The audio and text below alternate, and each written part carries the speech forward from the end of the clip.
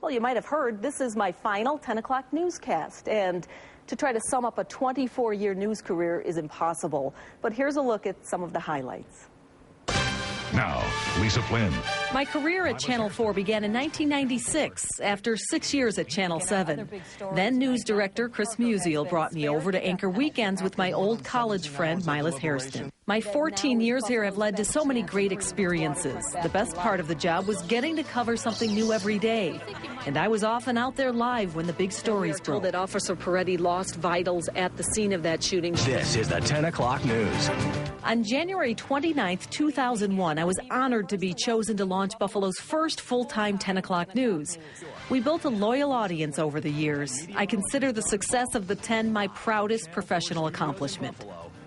The people I met over the years have made such an impact. Many of their stories have stayed with me.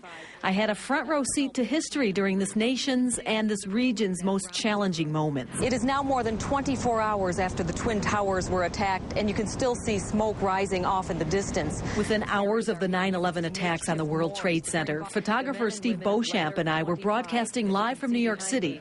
We spent 5 days there and cried many tears, while also working to convey the magnitude of the event to you at home, our viewers.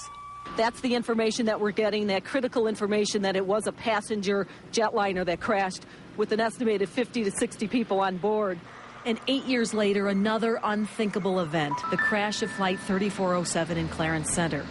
We live for the big stories, but this one affected so many of our neighbors, it was difficult to convey that sense of loss and devastation.